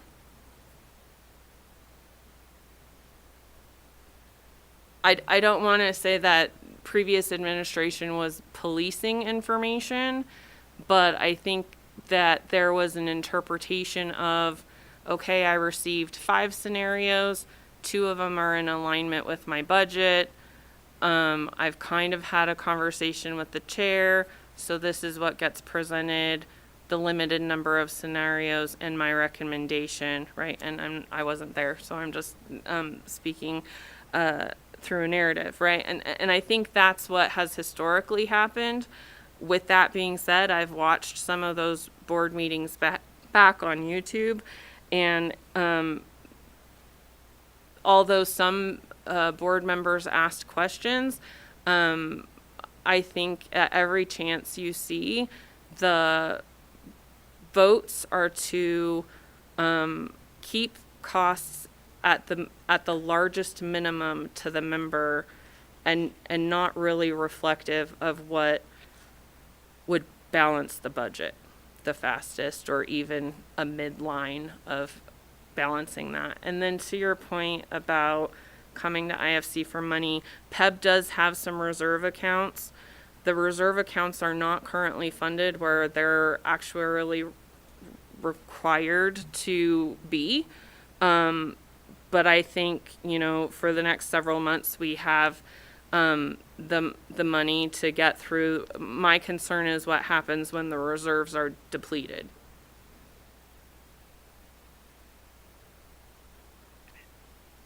Sorry, Chair, may I ask one more question? You may, and I have one as well. Given the challenges, and I think that's putting it lightly, that we are looking at right now for solvency and sustainability for the current system that we have, do you have an idea of what kind of plan design changes and what their effects are going to be on those premiums for 2027? Do you have an idea, or can you share with us what benefit changes you're considering right now? How much that might raise or lower premium for members? And will people actually see and feel those impacts, and in what way, and how will that affect what we're looking at on a state level for having to either subsidize, or what we will be anticipating going into the 27 legislative session? Through Chair Monroe-Moreno to Senator Wynn, our board meeting was last Tuesday, and so unfortunately our vendor does not have that information as of this week. I do know that what was requested was to look at changing co-insurance, co-pays, max out-of-pockets, deductibles across the plans, and then to review how that would impact the actuarial value of those plans, and then apply rates to those different scenarios that get presented and changed. But I don't have data for you on that. I'm happy to share that with the committee as soon as it's provided to us. Thank you. Senator Wynn had mentioned coming to IFC to assist in making some corrections, but because of the way PEB is funded, you're not able to access contingency funds. And you had mentioned the reserve levels. You could come to IFC and receive permission to use the reserves, but the reserve levels aren't where they should be. So could you tell us what's the plan to increase the reserve levels to calculate the amounts that where it should be, and what effect that's going to have on your rates? Yeah, so thank you, Chair. So part of the conversation that happened at the board meeting, and where you hear people talking about the 84% increase, right? That is talking about how an analogy of how rates would have to be changed in order to recoup those reserve accounts in full in a year. Again, that was not a recommendation, it was just illustrative of what would need to happen. For 2026, AGIS was increased to 991, and part of that goal, we believe, was to replenish the reserves, because then we see a decrease in AGIS for 27. The problem is that based off of the membership, the utilization, and the medical and pharmaceutical costs, the additional AGIS subsidy did not replenish the reserves. In addition to that, there was less carry forward from 25 into 26, so the reserves started at lower than what they were expected to be funded at. So they started lower than they were intended.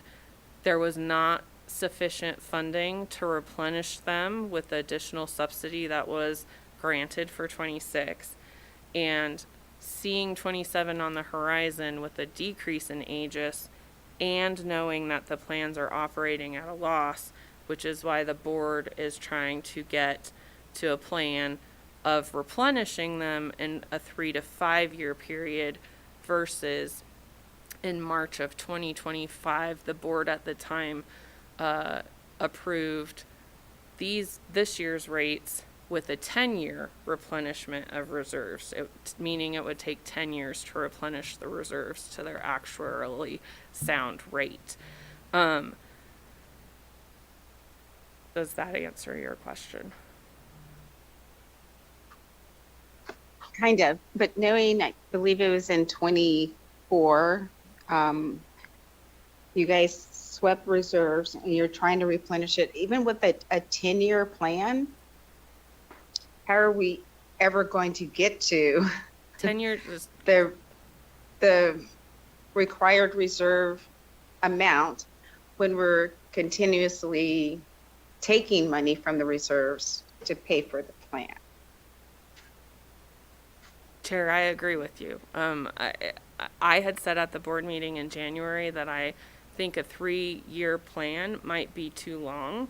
I understand why the board wants to go with a 3 to 5 year plan, because they don't want this all on the backs of the members, and I understand that. But we have to have a short-term plan and then a long-term plan. And I agree with you, as long as as long as we're only collecting money to cover costs and never anything extra, we won't be able to replenish the reserve. The only 2 ways to increase the money to the account is to increase the subsidy rates and increase the premium rates, or to cut the benefits. That would be the last way to impact it, would be to cut the benefits.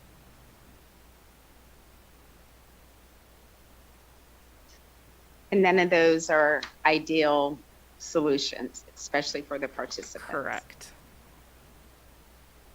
So we need to work on a 4th plan, and I don't know what that is, but we definitely need to look at a 4th method of how to fund it.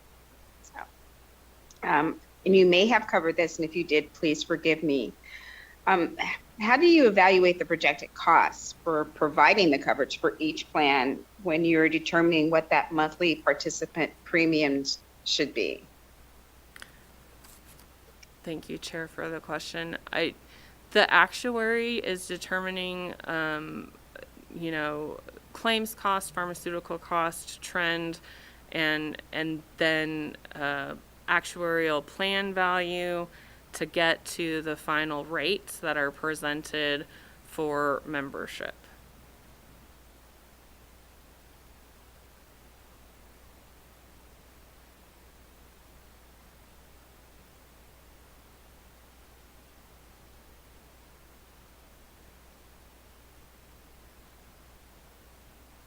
see, but during a regular session.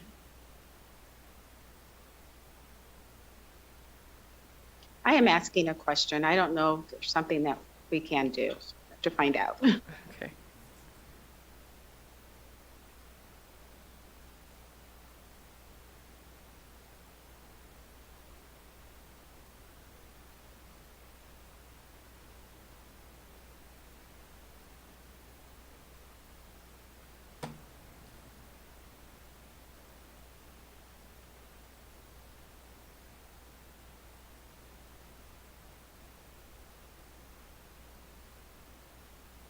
Thank you for your patience with me. As I said when I first started speaking, that I know that the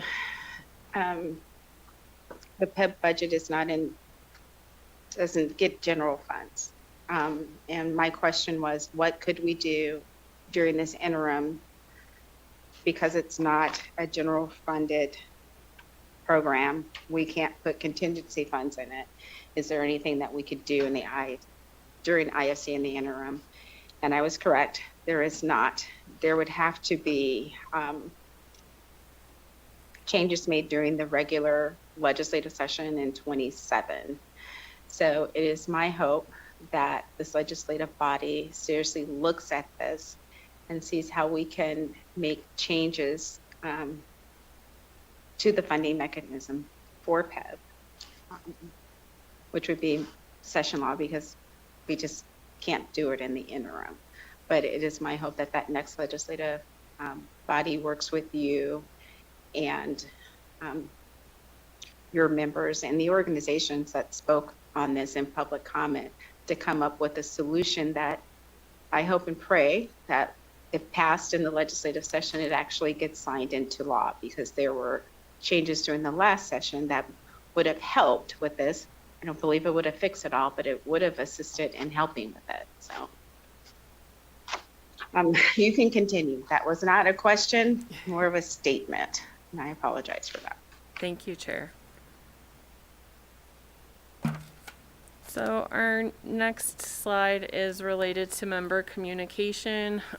We've attached the link to our website here, where most of our member material can be located. We communicate on plan benefit changes, open enrollment meetings. We produce quarterly newsletters. We host Medicare, pre-Medicare meetings. There are Medicare open enrollment reminders, and then information about flu shot and vaccine clinics. On page 319 of your packet is our communication schedule, which shows, webinars, stakeholder meetings, engagements that happened throughout the year.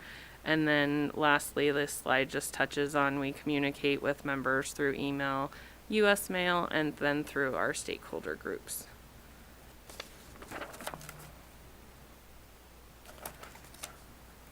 Most recent financial statements for fiscal year 2024.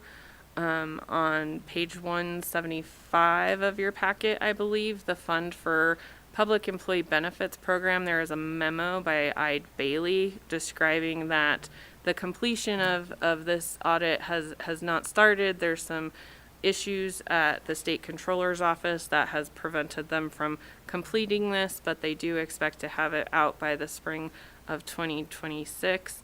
And so happy to forward that to the committee once it's received.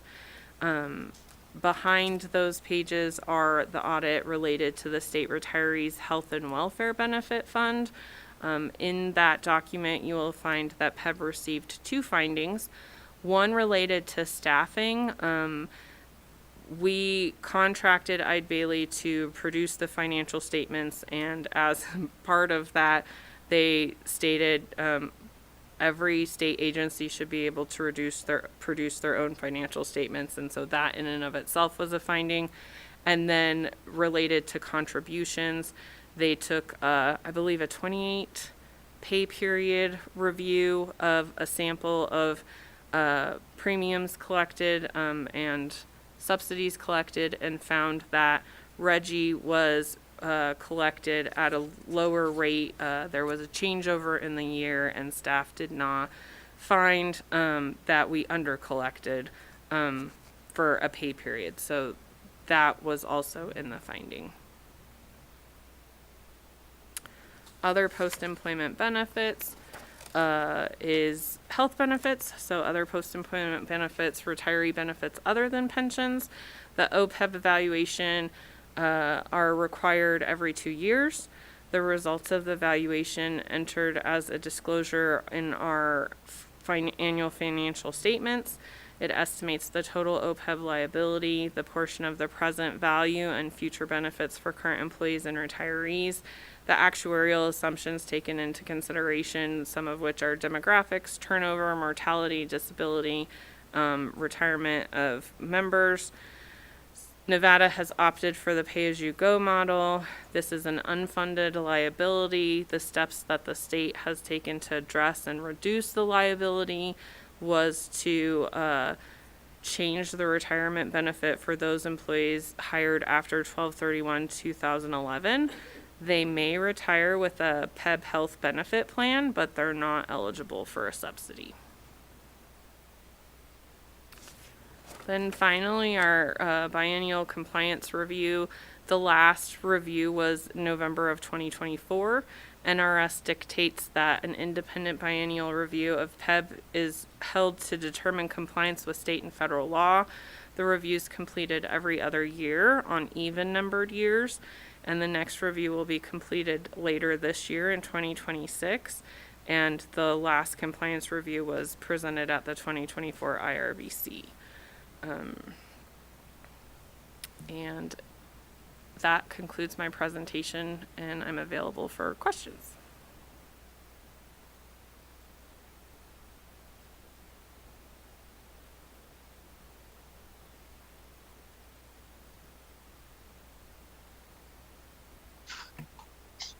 Members, do you have any other questions for PEB? In hearing the discussion today, you will probably have to go into your reserves to try to make ends meet. I will remind you, you are not here, but I'll let you know if that is something that you have to do, you find that you have to do. Please make sure that you come before IFC and make sure that this body is aware of that and receive permission before doing it, because in 2024 it was done backwards and we don't want to see that happen again. And at that time, the entire Interim Finance Committee can have even a deeper discussion on the issue. Thank you, Chair.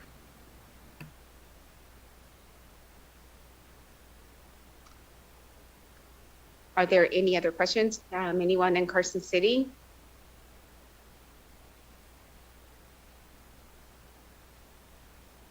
I have questions for PEB. I'm having difficulty with my button. Not seeing any questions in the north. Anyone else here in Las Vegas? All right, not seeing any. I do not envy your position, but I know that this body is committed to working with you to finding a solution that works for you and the participants. Thank you, Chair. It would be painful getting there, unfortunately, but at some point we'll work this out.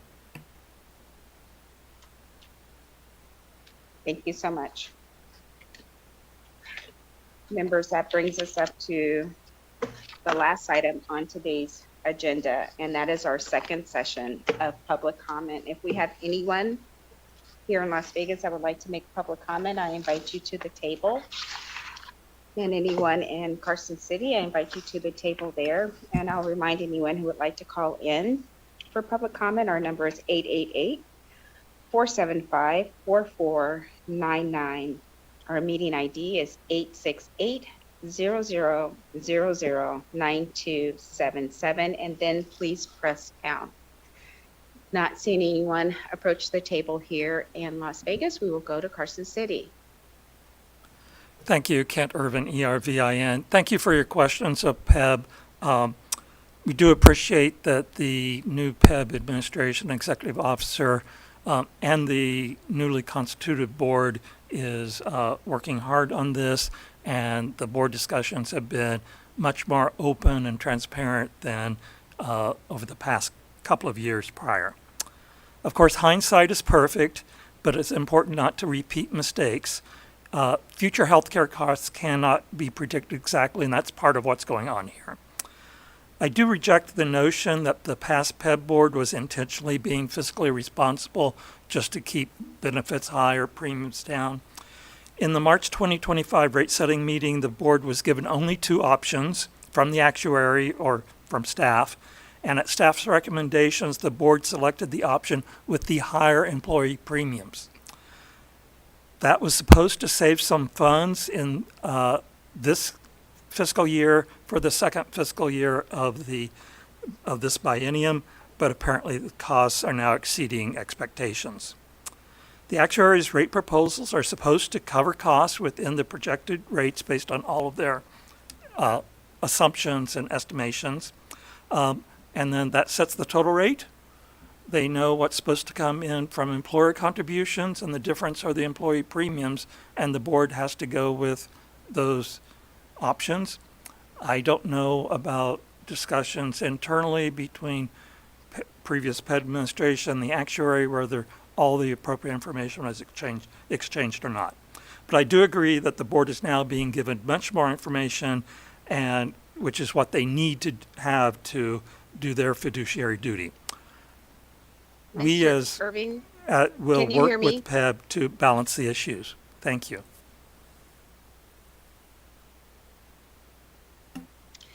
Ms. Irving, your screen was frozen here in Las Vegas. Where should I pick up?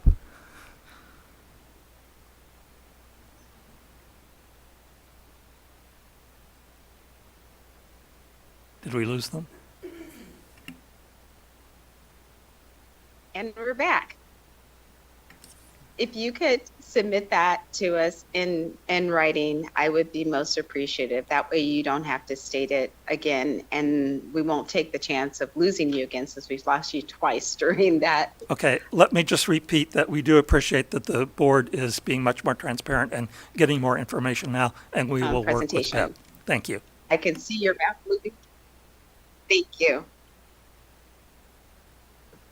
All right, members, that was the last item on our agenda. Seeing nothing else before us and seeing that we're losing our connection with the North, I am going to say that this meeting is adjourned.